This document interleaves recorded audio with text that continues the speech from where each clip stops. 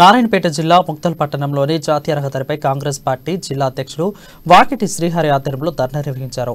పేపర్ల లీకేజీలకు బాధ్యత వహించి ఐటీ మంత్రి కేటీఆర్ రాజీనామా చేయాలని రాస్తారోకో చేశారు.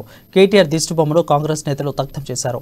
ఇంటర్ బోర్డు ఫలితాల వైఫల్యం, లీకేజీ వ్యవహారాలపై కఠిన చర్యలు తీసుకుంటే ఈ పరిస్థితి వచ్చేది కాదన్నారు పీసీసీ సభ్యుడు రాచుల ఆసిరెడ్డి.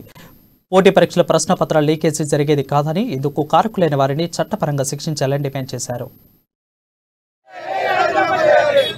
జీవితాలతో చెలగాటమాడుతున్న టీఆర్ఎస్ మరొకసారి గుర్తు చేస్తూ మరి ప్రభుత్వ నిర్లక్ష్యం వైఖరి వల్ల ఎంతో మంది పిల్లలు బలిదానాలు చేసుకుంటా ఉన్నారు, ఎంతో మంది నిరాశకు గురవుతా ఉన్నారు అన్న విషయాన్ని గ్రహించవలసిందిగా ప్రభుత్వ పెద్దలు తెలియజేసుకుంటూ ఎటువంటి పరిస్థితుల్లో దీని మీద ఖచ్చితంగా సిట్ ఎంక్వైరీ చేయాలి, ఎందుకు లీకేజ్ తెలియాలి, ఎవరి మీద చెప్పి గతంలో ఎన్నో విషయాల్లో చేతులు దులుపుకున్నట్టు మరి ఈ విషయంలో దులుపుకుంటే తగిన మూల్యం రాబోయే రోజుల్లో చెల్లించుకోవాల్సి వస్తుందని తెలియజేసుకుంటూ హెచ్చరిస్తూ ఖచ్చితంగా కేటీఆర్ గారు బాధ్యత వహించి ఖచ్చితంగా రాజీనామా చేసిన వరకు ఈ పోరాటం కాంగ్రెస్ పార్టీ